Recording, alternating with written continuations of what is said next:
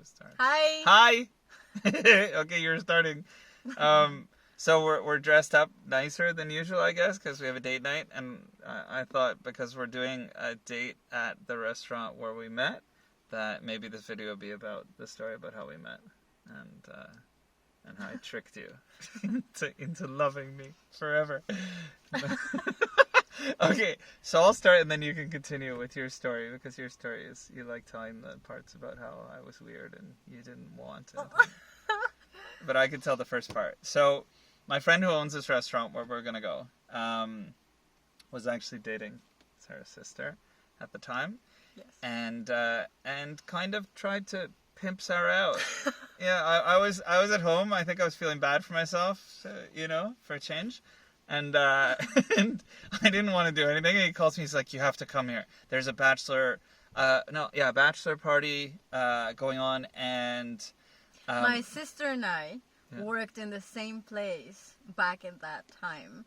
And school. And my kid was actually enrolled at that school at the time. But so he was little. The kid, my son, he was little. We were high school teachers, my sister and I. Mm-hmm. And our boss, like our direct boss, was getting married, so my sister thought that her boyfriend's restaurant would be a good place to host a party. It was. And the Mike's friend, my sister's ex-boyfriend, said yes. So that's the background story. Yeah, so he calls and he's like he's pushing the agenda, I think. I don't know why, but he had previously tried to pimp her out with another friend of his who was like, worth like $100 million or something. So maybe it would have gone better then. We wouldn't be making videos, I guess. I wasn't going to make reference to that. I was going to say that he had previously made comments to you about me. Not a lot, but he said, how pretty you were, how you had beautiful lips, I think. He was pimping her out. Anyways, he's like, you have to come to my restaurant, you have to meet this woman. I'm like, yeah, no. I was like, I don't really want to go out. I'm sitting here watching TV. I don't know, I was doing something highly productive, I'm sure, like watching TV and, like I said, feeling sad for myself. And he's like, no. I was like, I'm not dressed. I don't want to go out. He's like, no, you have to get dressed right now. You have to come. She's amazing. You have to meet her. I was like, okay, fucking fine, right? I get dressed up. We go over, right? And we met almost right away, I guess. Yeah, I saw you when you... So this is a very peculiar restaurant. It's different now, but it was on like a 4th or 5th floor, or third and fourth, I think they had at that time. And it was just stairs. And the place where I was sitting, I could see the stairs. Yeah. And so I saw you as soon as you came in. And you're like, oh, my heart. This guy is gorgeous. Well, my heart didn't stop, but You noticed me from the stairs? Well, as soon as you came in, I noticed you, and Did you know I was coming? Did he tell you also? Oh, I don't even remember that. I don't know. I have questions. I have questions about our story. My sister may have told me. So you noticed me from the stairs? I never knew that. Yeah, and it was a good experience? I can't say that you were like in the stairs, but like as soon as you came in, I was like, oh, hello. Oh, I like this version. I like this story. I was immediately attracted to you. Wow. Yeah.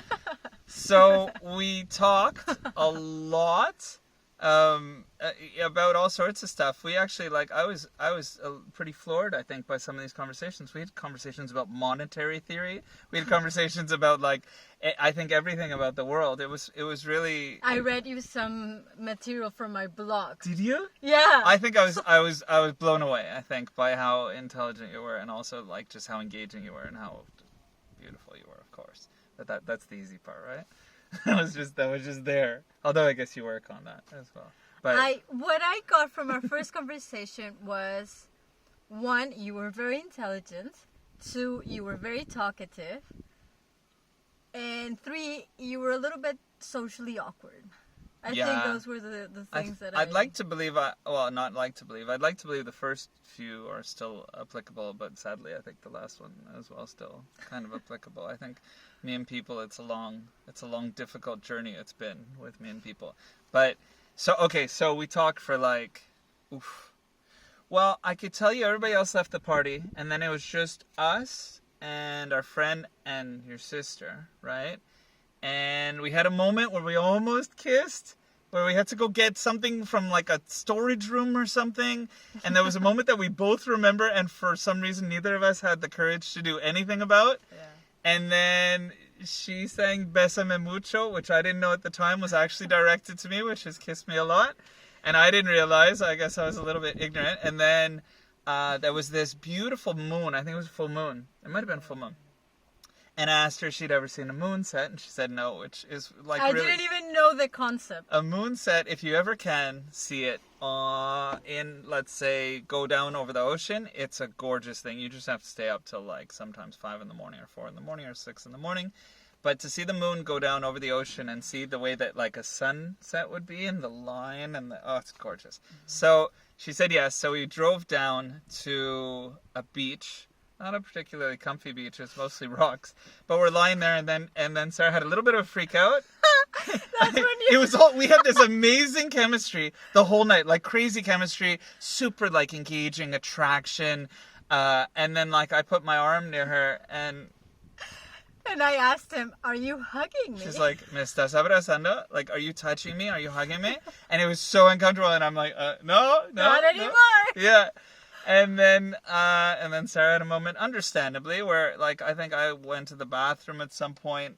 You know, there was no one on this beach, but and she wanted to go to the bathroom, and she was like, "I'm not gonna pee. I'm not gonna pee on this beach." And I was there was no very one there, comfortable. but she felt uncomfortable, understandably. And then that was it, right? Yeah. But there was some pending argument we had, or some disagreement. We should have known this is how we were gonna be for 10 years too, like arguing about stupid shit. But there was something pending, and I was really bothered as well by the fact that she didn't understand that I was right. Which of course, it's taken me 10 years. Finally, she knows I'm right, right? I don't even know what we were talking about. But so I tried to call her. She didn't answer the next day. The background is that when the day that I met Mike, I had been single. I had just broken up with a boyfriend, a very serious relationship too, for like 5 weeks. So and I had noticed a pattern that I was exponentially dating. Like, I was dating men exponentially older. Exponentially. Like, it was first, like, 1 year older, and then 3, and then 10, 9, and then you are almost 13 years older than me. So, I didn't, like, I wasn't convinced that that's the path that I wanted to take. And then I also had a pattern of dating someone almost as soon as I had broken up with someone. Mm-hmm. And I didn't like that one either. And so, and also what was really creepy or weird to me was that we went to the beach and like at like really late in the night and all that. And that's the way that I met my previous boyfriend. Oh God. So that I was tripping with that like coincidence. And so when Mike called to like let me know that he was right about something, I decided not to take the phone call. I was like, this guy's so old, he's divorced, he's a kid. I was 24, he was 37. Yeah. Divorced and with a kid, a 9-year-old. So whatever, like... No, you were 24 when we got married. I was 24 when we met.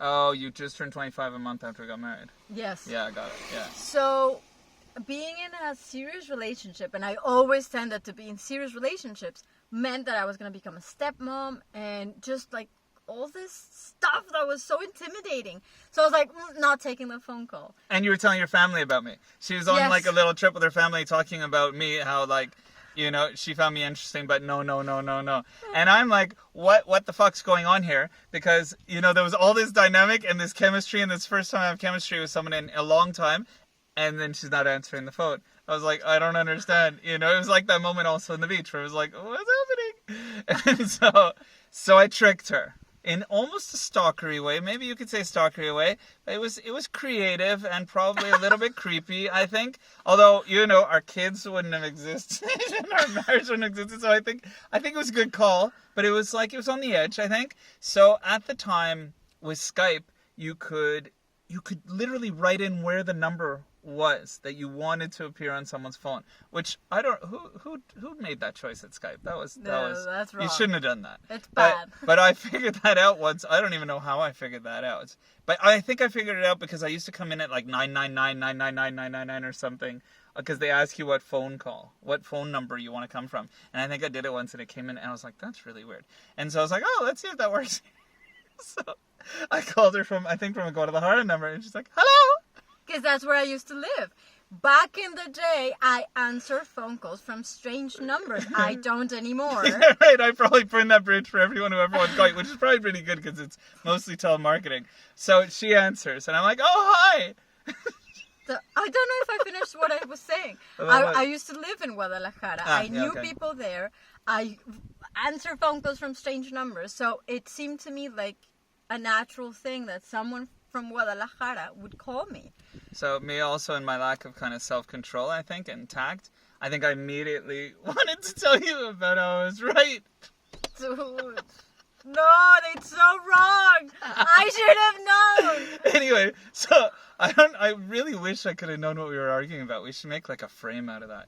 Anyway, so we ended up talking for like 5 hours that night, I think. And then the same the next night. And then the same the next night. It was like 2 or 3 nights, like crazy amounts of talking.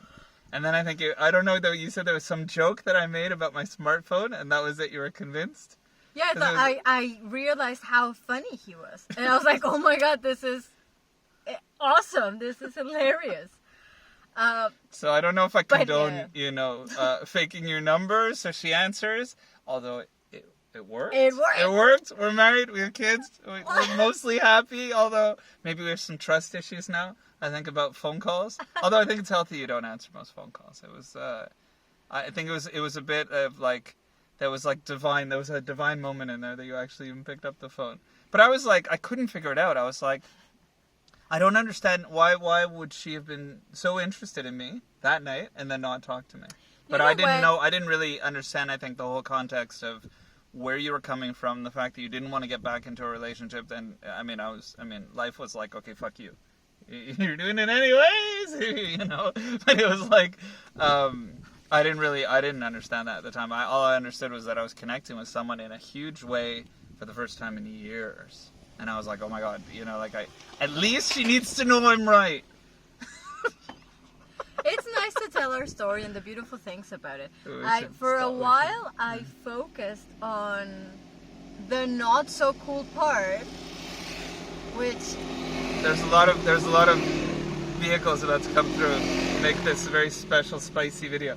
Okay, yeah. Okay, so anyways, for a while I focused on the fact that really what was behind some of this like mysterious or unclear behavior was that I've had been a pleaser my entire life.